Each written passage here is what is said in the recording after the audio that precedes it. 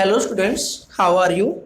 My name is Vijay Kalkot and welcome to our channel. आज हम करेंगे empirical formula and molecular formula of +1 class. हमारी unit है some basic concepts of chemistry. तो topic होगा हमारा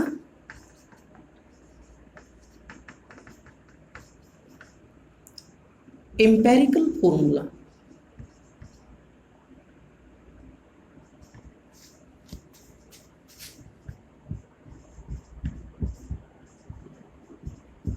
And molecular formula.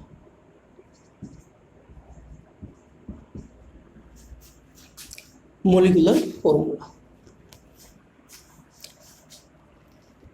तो सबसे पहले आपको ये पता होना चाहिए इंपेरिकल फॉर्मूला क्या होता है। It is the simplest whole number ratio of atoms present in a molecule of compound. It is the simplest whole number ratio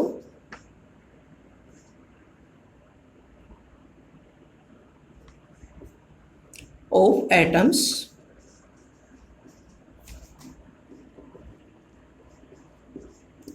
in the molecule of the compound.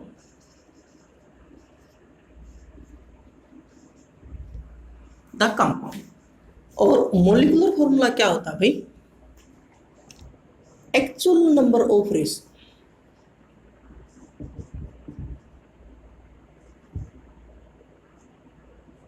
Actual number of atoms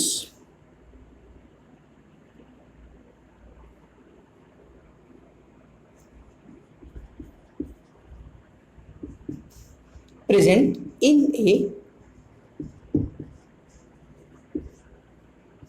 molecule of the compound.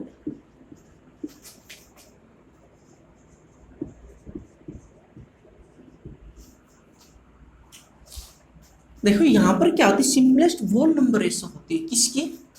Atoms की इन ए molecule of the compound. ये क्या होता है? Actual number of atoms present in the molecule या फिर इन ए molecule of the compound, यानी कि actual number of atoms होते हैं। फॉर एग्जांपल देखिए, एग्जांपल से हम देखते हैं C6H12O6 ग्लूकोज, ग्लूकोज ले लेते हैं हम। तो यहां पर ये क्या, इसका इंपेरिकल फॉर्मूला क्या होगा? 2, यानी कि 1:2:1। और एक्चुअल फॉर्मूला क्या होगा? C6H12O6। यहाँ पर क्या होगा? 6:12:6, यानी कि कार्बन कितने? 6, हाइड्रोजन 12 और ऑक्सीजन कितने हैं? 6। और उनकी सिंपलेस्ट वोल नंबर रेशो क्या है? ये क्या हमारा इंपेरिकल फॉर्मूला, राइट। तो अगर हमने क्या है इंपेरिकल फॉर्मूला को क्या है, एक और एग्जांपल ले लेते हैं, इथेन ले लेते हैं C2H6, राइट। तो इसका इंपेरिकल फॉर्मूला क्या हो जाएगा? ये क्या है? 2 से कैंसिल आउट हो रहा है, CH3, यानी कि 1:3। ये क्या है? इंपेरिकल। और ये क्या है? 2O6। ये क्या? Actual number of atoms. उसके बाद क्या है, अगर हमने क्या है इंपेरिकल फॉर्मूला को मोलिकुलर फॉर्मूला में कन्वर्ट करना हो तो हम क्या करेंगे? जैसे इसको हमने कन्वर्ट करना है, इसको इंपेरिकल फॉर्मूला को इसमें कन्वर्ट करना है मोलिकुलर फॉर्मूला को, हम क्या करेंगे? 2 से मल्टीप्लाई कर देंगे। ये क्या हो गया? सॉरी 6 से मल्टीप्लाई कर देंगे। ये क्या हो गया? 6, ये 12 और ये कितनी हो जाएगी?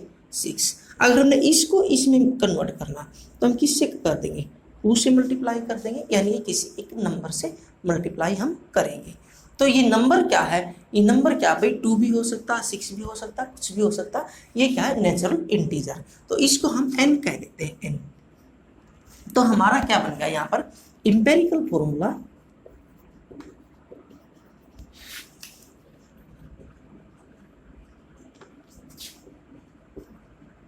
Into n equal to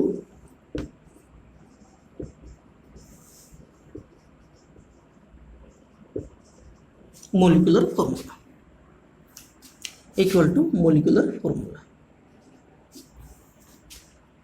right. यानी कि एन की वैल्यू क्या होगी, अगर हम एन की वैल्यू निकाले तो एन क्या हो जाएगा, molecular formula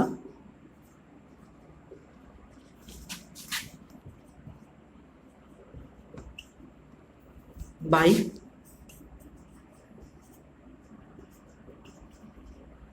empirical formula,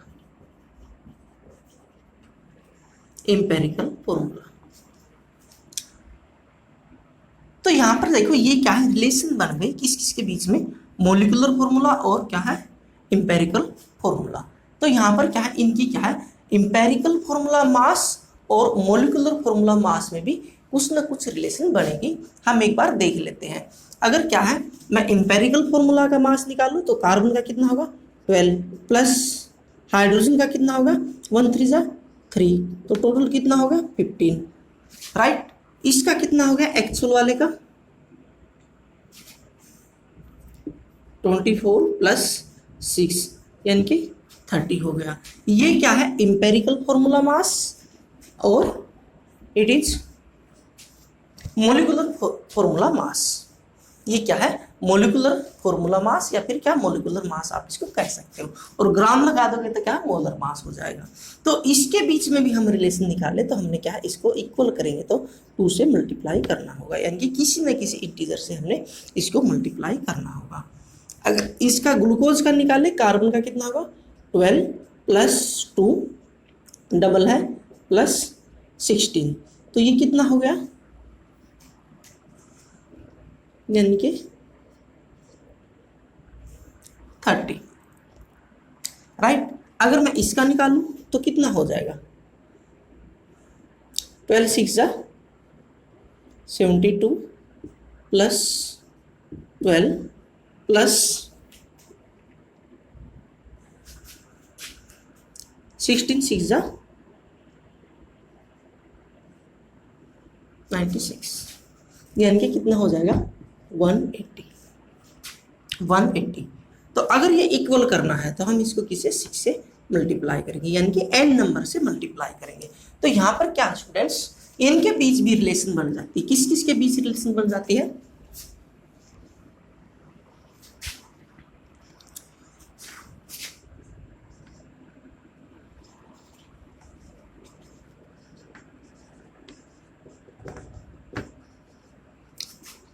empirical formula mass को यहां लिखते हैं into n is equal to molecular formula mass.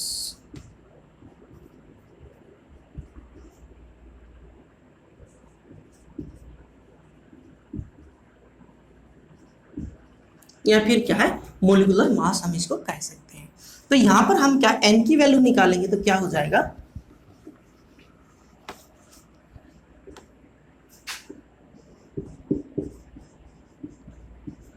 Molecular mass divide by empirical formula mass,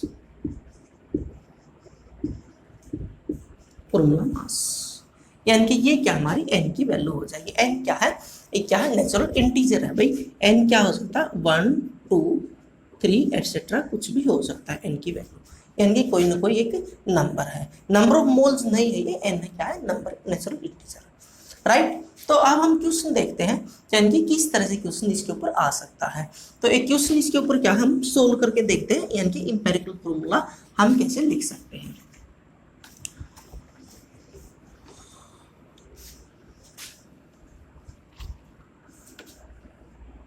तो हमारा क्या है क्वेश्चन, क्या भाई, a sample contains sodium 43.4%, carbon 11.3% and oxygen क्या है 45.3%। यहां पर क्या कह रहा है, right the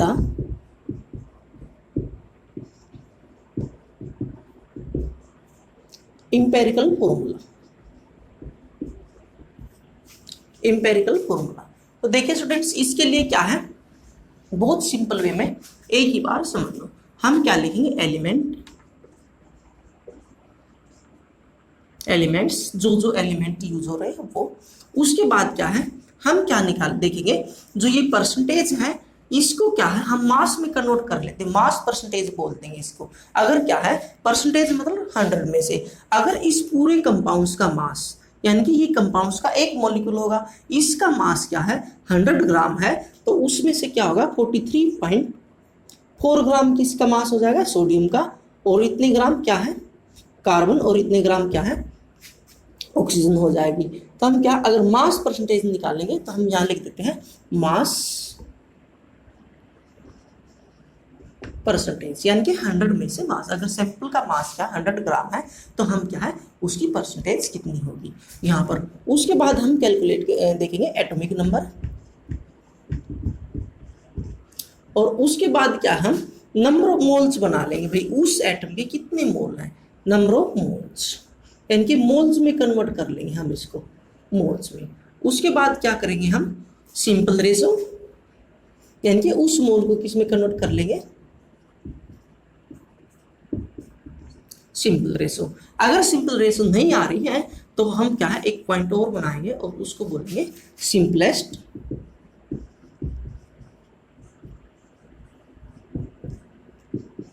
wall number ratio, simplest wall number ratio, यानी कि 1 2 3 4 5 6, इस तरह से आप क्या है एक टेबल हम बना लेंगे। तो यहाँ पर क्या हमारा देखो किस तरह से निकल जाएगा, क्या इंपेरिकल फॉर्मूला। हमने क्या कैलकुलेट करना, इंपेरिकल फॉर्मूला, किसी उसमें क्या कंपोजिशन, परसेंटेज कंपोजिशन दे रहा है किसी भी कंपाउंड्स की, तो उसके साथ क्या हमने इंपेरिकल फॉर्मूला कैलकुलेट करना है। तो यहाँ पर एलिमेंट्स कौन सा हमारा सोडियम, राइट। उसके बाद हम क्या करेंगे, मास कितना है सोडियम का 43.4 ग्राम। उसके बाद क्या एटॉमिक नंबर कितना होता है, सोडियम का एटॉमिक नंबर कितना होगा 23, राइट। उसके बाद क्या, भी इसको थोड़ा ऐसे कर लेते हैं यहां से, थर्ड कौन, सेकंड कौन सा कार्बन, कार्बन का मास कितना है 11.3 और एटॉमिक नंबर कितना होता है 12।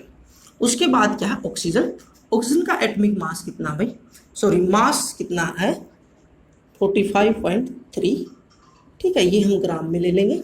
और उसके बाद क्या है ऑक्सीजन का एटॉमिक नंबर कितना होता है 16, सॉरी एटॉमिक नंबर कितना होगा भाई इसका 8 होगा एटॉमिक नंबर। तो एटॉमिक मास लेंगे यहाँ पर क्या होगा 16, एटॉमिक नंबर नहीं भी एटॉमिक मास लेंगे, atomic mass, number of moles, moles कैसे किसी भी एटम के मास बाय मोलर मास होता है, बट क्या एटम है तो एटॉमिक मास ले लेंगे 1 मोल एटॉमिक मास, राइट। उसके बाद क्या है ये एटॉमिक मास होगा यहाँ पर। तो उसके बाद क्या नंबर ऑफ मोल्स हम कैसे कैलकुलेट कर लेंगे 43.4 बाई 23 कितना आ जाएगा 1.88, यहाँ पर कितना आ गया 11.1/12, ये आ गया 0.94, और ये होगा 16, ये कितना आ जाएगा 2.83, यानी कि हम क्या है ये क्या है मास बाई हम क्या निकाल लेंगे atomic number, number of moles ये निकाल लेंगे। उसके बाद क्या हम सिंपल रेशो कैसे निकालेंगे, जो सबसे छोटा इंटीजर है उससे क्या हम इनको भाग दे देंगे, इनको डिवाइड कर देंगे। जैसे इसको हम क्या है इसको इससे भाग देंगे तो क्या आ जाएगा यहाँ पर क्या है 1.88.94, तो कितना आ जाएगा यहाँ पर 2 आ जाएगा भाई यहाँ पर अगर आप इसको भाग दोगे। उसके बाद क्या है 0.94 बाई 0.94, ये क्या आ गई 1। उसके बाद क्या है अगर हम इसको भाग देंगे 83.94 तो ये कितना आ जाएगा 3। तो ये हमारी सिंपल रेशो आ गई। अगर ये सिंपल रेशो नहीं आएगी, फ्रैक्शन में आ जाएगी, तो फिर क्या है, हम उसको जैसे फ्रैक्शन में आ गई तो क्या है, हम क्या है नीचे वाले से हम उसको मल्टीप्लाई करके क्या है सिंपलेस्ट होल नंबर रेशो में कन्वर्ट कर लेंगे। हमने बनानी सिंपलेस्ट होल नंबर रेशो। तो ये आ गई 2, 1 और क्या 3। तो हमारा फॉर्मूला क्या बन गया यहाँ पर, देखो रेशो हमारी क्या आ गई, हमारे पास कौन कौन से थे, सोडियम, कार्बन और oxygen. Simplest whole number ratio क्या आ गई, 2, 1 और 3। यानी कि हमारा क्या है इंपेरिकल फॉर्मूला क्या बन गया, Na2CO3। ये हमारा क्या बन गया, इंपेरिकल फॉर्मूला बन गया। तो इस तरह से क्या है हम इंपेरिकल फॉर्मूला कैलकुलेट कर लेंगे। जैसे एलिमेंट लेने हैं, मास परसेंटेज, उसके बाद क्या एटॉमिक मास, उससे क्या हम क्या मोल्स निकाल लेंगे, नंबर ऑफ मोल्स, उसके बाद क्या सिंपलेस्ट रेशो, और उसके बाद क्या है सिंपलेस्ट होल नंबर रेशो। इस तरह से क्या हम उसको रख देंगे और ये क्या हमारी होल नंबर रेशो आ जाएगी। राइट, एक क्वेश्चन और करते हैं, क्लियर हो जाएगा ये।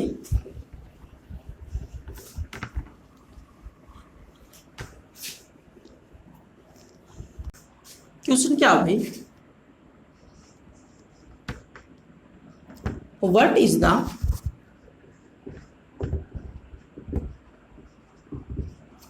Simple formula of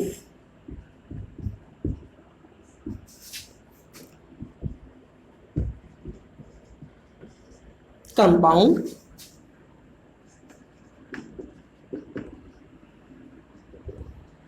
containing the percentage composition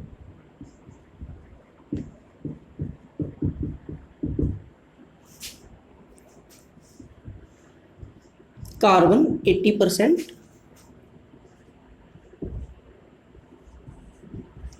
and hydrogen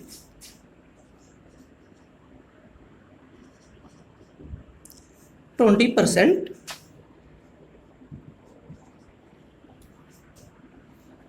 and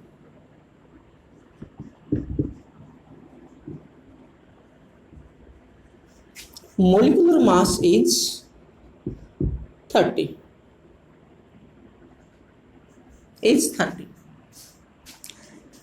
तो देखिए स्टूडेंट्स क्या कह रहा है, what is the simple formula of A compound containing the percentage composition carbon 80% and hydrogen 20% and molecular mass is 30।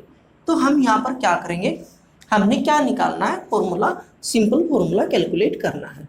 तो यहाँ पर हम क्या करेंगे, पहले एम्पेरिकल फॉर्मूला कैलकुलेट करेंगे। यहाँ हम लिखेंगे elements,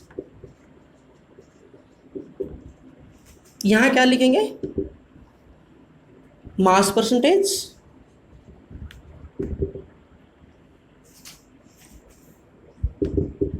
atomic mass, number of moles, उसके बाद क्या है सिंपल रेशो, और उसके बाद क्या है सिंपलेस्ट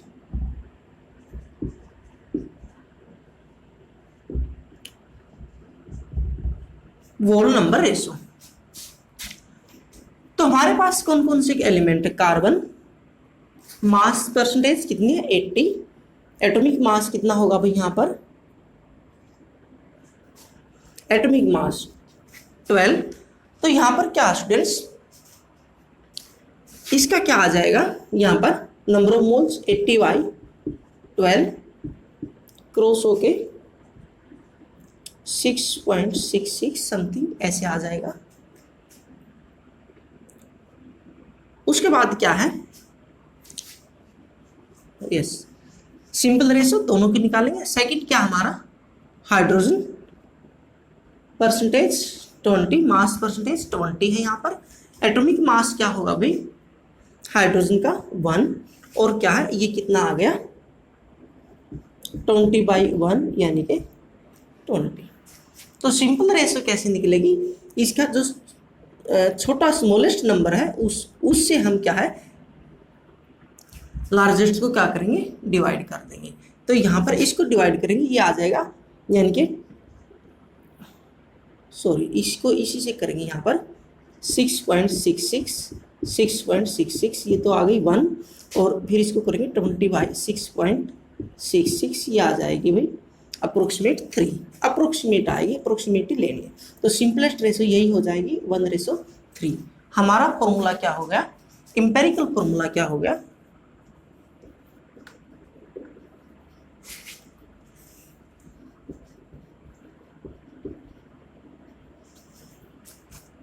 CH3, राइट। और यहां पर क्या है, हम उसका साथ साथ क्या है फॉर्मूला मास भी निकाल लेते हैं। यहां पर कितना हो जाएगा, इसका इंपेरिकल फॉर्मूला मास कितना हो जाएगा, कार्बन 12 + 3 यानी कि 15। और क्या भाई ये क्या दे रहा है, मोलिकुलर मास क्या दे रहा है, मोलिकुलर मास कितना दे रहा है ये 30। तो n की वैल्यू निकालेंगे पहले हम, यहां पर किसकी वैल्यू निकालेंगे, n की वैल्यू। n क्या होता है, molecular mass by empirical formula mass, right. Molecular mass कितना हमारा 30 और ये क्या है 15, कितना आ गया 2, n की वैल्यू 2 आ गई। तो हम क्या करेंगे, इस रेशो को हम क्या करेंगे, जो हमारी ये रेशो थी हाइड्रोजन और कार्बन और हाइड्रोजन की 1 रेशो कितनी है ये 3, इसको हम किससे मल्टीप्लाई कर देंगे 2 से, तो हमारी क्या आ जाएगी कार्बन C2H6, ये हमारा क्या आ गया सिंपलेस्ट फॉर्मूला आ गया, जो क्या है actual number of atom represent करता है। तो इस तरह से क्या हम इसका, ये हमारा क्या क्वेश्चन बन जाएगा।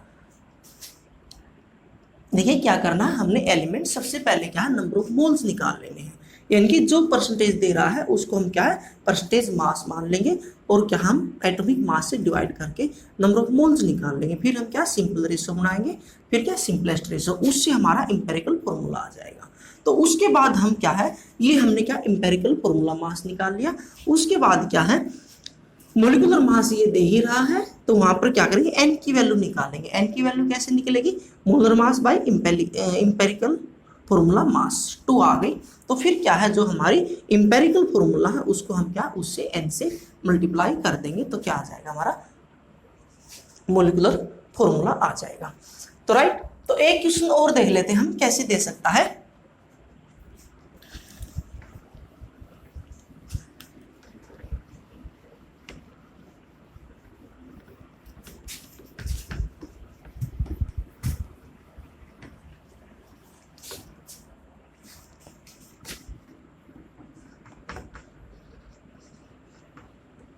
A compound has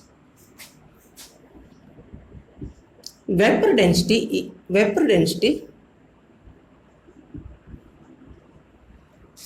49.48 and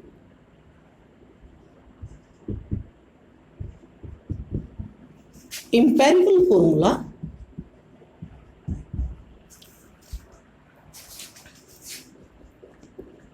CH2Cl.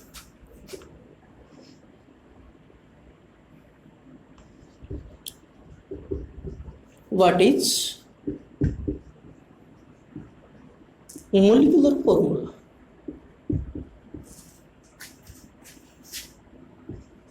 of that compound? तो यानी कि इस तरह से क्या वेपर डेंसिटी भी दे सकता है। तो स्टूडेंट्स हमने क्या है पिछले वाली पहले वाली क्लास में क्या है हमने रिलेशन कैलकुलेट की थी, क्या V D vapour density into 2 is equal to molecular मास।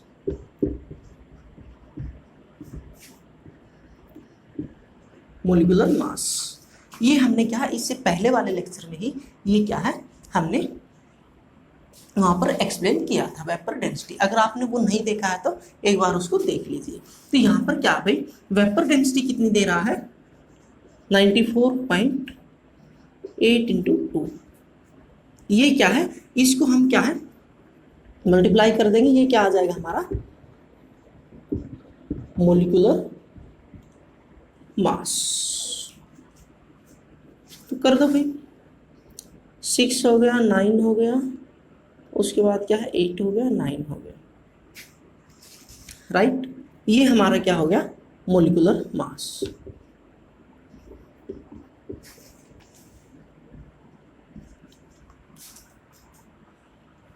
उसके बाद क्या है इंपेरिकल फॉर्मूला, ये है हमारा। तो हम अब क्या निकालेंगे, इंपेरिकल फॉर्मूला मास निकाल लेंगे। इंपेरिकल फॉर्मूला मास क्या होगा,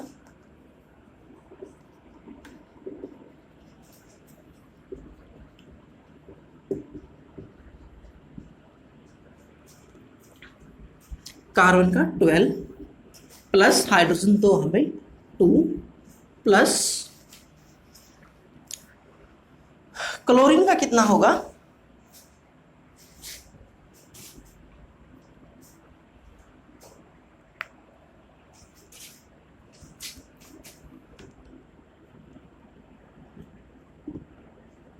थर्टी 35.5।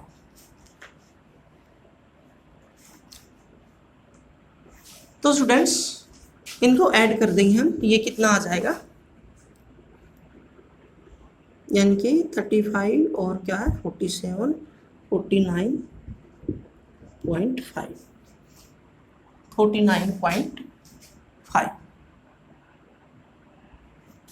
उसके बाद क्या है, हम क्या कैलकुलेट करेंगे, एन की वैल्यू क्या हो जाएगी, molecular mass by empirical formula mass. Molecular मास कितना हमारा 98.96 बाई 94.5, राइट। ये वैल्यू होती है 35.4 समथिंग कुछ ऐसे। तो इसको हम क्या है इससे क्रॉस करेंगे, हम इसको काट देंगे तो अप्रोक्सीमेट 2 आ जाएगी, ये हमारी वैल्यू क्या आ जाएगी 2 आ जाएगी, अप्रोक्सीमेट 2। तो अब हम क्या है इंपेरिकल फॉर्मूला तो हमारा ये है हम क्या करेंगे मोलिकुलर फॉर्मूला कैलकुलेट करना। हमने क्या करना भाई यहाँ पर व्हाट इज मोलिकुलर फॉर्मूला। तो हमारी क्या है एन की वैल्यू क्या आ गई 2 आ गई। तो क्या होता मोलिकुलर फॉर्मूला क्या होता भाई,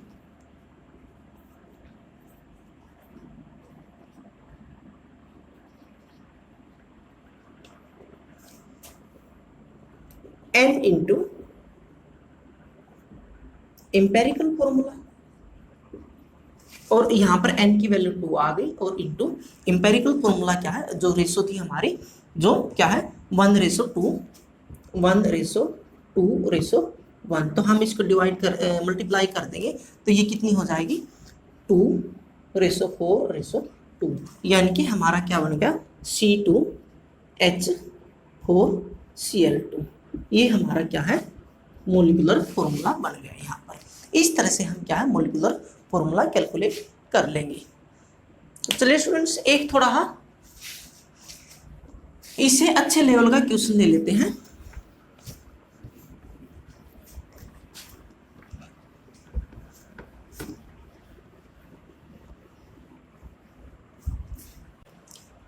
तो देखिए स्टूडेंट्स नेक्स्ट क्या है, a crystallised salt of heating becomes anhydrous, यानी कि कोई क्रिस्टलाइन सॉल्ट है और वो क्या एनहाइड्रस बन जाता है किसके बाद हीट करने के बाद, and losses 51.2%, 51.2% of its weight, यानी कि उसका क्या है 51.2% वेट उसका लॉस कर देता है भाई, खो देता है यहाँ पर। द एनहाइड्रस साल्ट, उसके बाद क्या है वो हाइड्रस था और क्या है उसने वेट लॉस कर दिया क्या हीट करने के बाद, और हीट करेंगे तो क्या है वेट आपको पता है हाइड्रस से क्या एनहाइड्रस बनेगा तो क्या वाटर मॉलिक्यूल का लॉस हो जाता है यहाँ पर।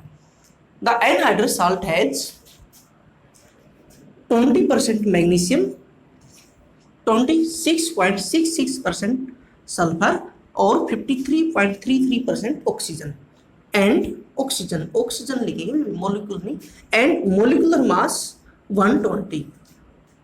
Calculate the molecular mass of hydrated salt, यानी कि हाइड्रेटेड सॉल्ट का मॉलिक्यूलर मास पूछ रहा है, यानी कि हमें सारा का सारा देखो अच्छा क्वेश्चन बन रहा है ये, यानी कि हमें क्या है सारा का सारा डाटा क्या है यहाँ एनहाइड्रस मास का दे रहा है। एनहाइड्रस सॉल्ट हैज इतनी परसेंट मैग्नीशियम, इतनी परसेंट सल्फर और क्या इतनी परसेंट ऑक्सीजन, और पूछ किसका रहा है हाइड्रेटेड सॉल्ट का। तो हम क्या है पहले एनहाइड्रेटेड सॉल्ट का मॉलिक्यूलर मास यहाँ पर क्या है कैलकुलेट कर लेंगे। उसके बाद क्या हम हाइड्रेटेड का करेंगे।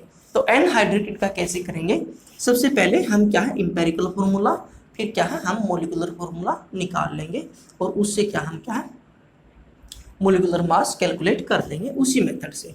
तो यहाँ पर हम क्या लिखेंगे एलिमेंट, राइट। यहाँ पर क्या लिखेंगे मास परसेंटेज, जो उसने परसेंटेज दी उसके अकॉर्डिंग। यहाँ लिखेंगे भाई एटॉमिक मास,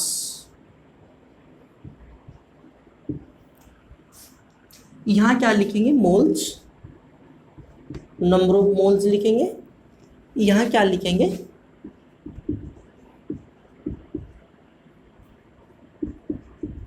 सिंपल रेशो, और उसके बाद क्या लिखेंगे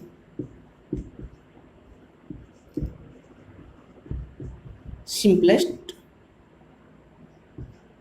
वोल नंबर रेशो, राइट। तो एलिमेंट कौन कौन से स्टूडेंट्स यहाँ पर मैग्नीशियम, सल्फर और ऑक्सीजन। मास परसेंटेज कितनी दे रहा है भाई, हम 100 मान लेते हैं पूरे सैंपल का मास। तो उसमें से क्या है 20 ग्राम ये हो गया, 26.66 ये हो गया, 53.33 ग्राम ये हो गया। तो ये क्या है 20 और ये क्या है 26.66 और ये क्या है 53.3। एटॉमिक मास मैग्नीशियम का कितना होगा भाई 24, सल्फर का 32 और ऑक्सीजन का क्या होता है 16। नंबर ऑफ मोल्स निकालेंगे 20/24.83 आ जाएंगे यहाँ पर। ये क्या है 26.66/32, यहाँ भी क्या है 83 आ जाएंगे। उसके बाद क्या है 53.33 16 3 जा 48 और क्या है यहाँ पर आ जाएंगे 3.33, राइट। सिंपल रेशो हम निकालेंगे भाई। सिंपल रेशो कैसे निकालेंगे, जो स्मॉलेस्ट नंबर है उससे क्या है हाईएस्ट नंबर, यानी कि फिर बाकी वाले नंबर्स को क्या कर देंगे डिवाइड कर देंगे। तो हम भाई इस नंबर से इसको डिवाइड करेंगे तो 1 आ जाएगा, इसको इसी नंबर से इसको करेंगे तो क्या देखो ऐसे कर लो 0.83/0.83, ये तो 1 आ गई। उसके बाद क्या 0.83/0.83, ये भी क्या आ गई 1 आ गई। उसके बाद क्या है 3.33.83, तो ये कितनी आ जाएगी 4 आ जाएगी। अप्रोक्सीमेट रेशो आएगी बट फिर क्या है ये हम 4 ले लेंगे। तो सिंपलेस्ट होल नंबर रेशो कितनी आ गई 1 1 और क्या है 4। और यहाँ से क्या है स्टूडेंट्स हमारा क्या है एम्पेरिकल फॉर्मूला क्या बन गया,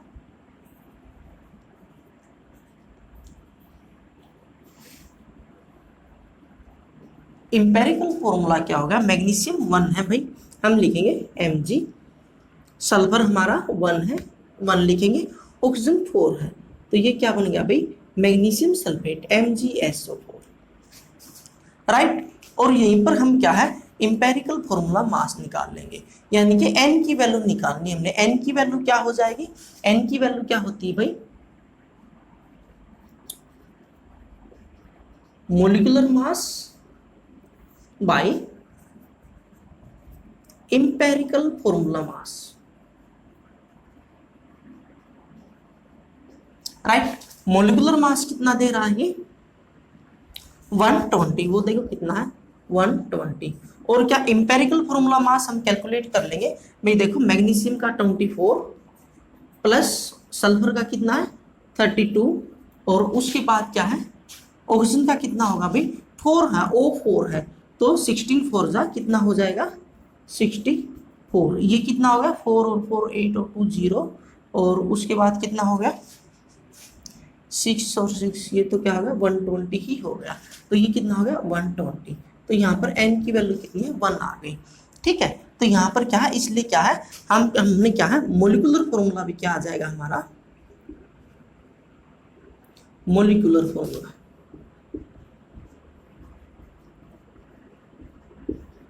एम्पेरिकल फॉर्मूला इंटू n होता है, n की वैल्यू 1 आ गई, तो हमारा यही आ जाएगा MgSO4, भाई ये तो हमारा आ गया मोलिकुलर फॉर्मूला किसका, एनहाइड्रस साल्ट का। किसका आ गया भाई, एनहाइड्रेटेड साल्ट का। अब हमने किसका निकालना है, हाइड्रेटेड साल्ट का पूछ रहा है। तो हाइड्रेटेड साल्ट का कैसे निकालेंगे, देखिए स्टूडेंट्स, मैं इसको रब कर देता हूँ, यहाँ से थोड़ा इसको रब कर देता हूँ, यहाँ निकाल लेंगे हम। तो यहाँ से थोड़ा आपने समझना है, ये क्या कह रहा है, इतने परसेंट वाटर लॉस हो गया, यानी कि अगर हमारे पास टोटल मास कितना था 100 ग्राम हो, तो उसमें से क्या है 51.2% क्या है, उसमें से क्या है इतने ग्राम, अगर 100 ग्राम है टोटल तो इतने ग्राम क्या हमारा लॉस हो गया, ये क्या है वाटर,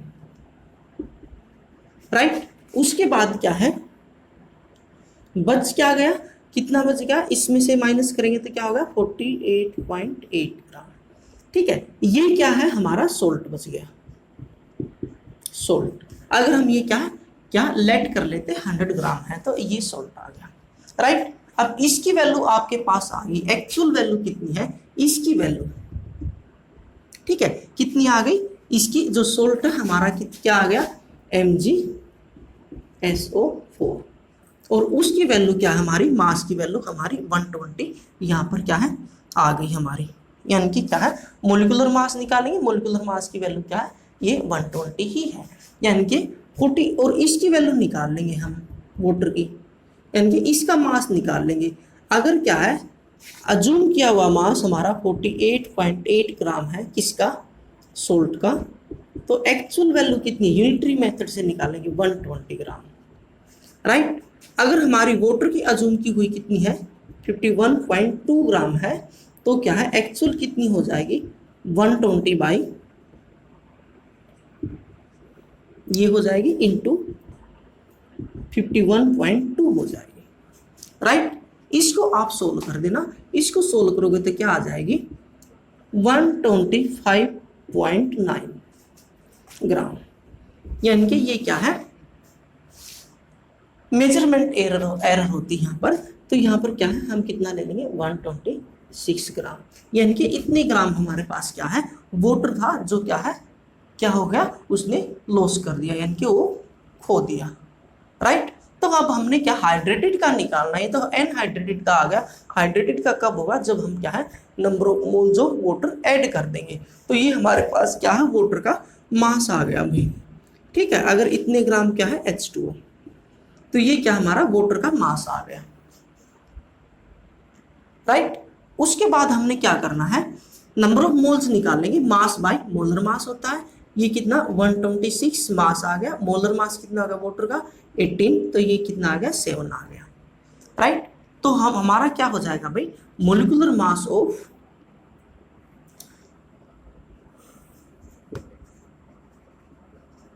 मोलिकुलर फॉर्मूला निकालेंगे हम, फॉर्मूला ऑफ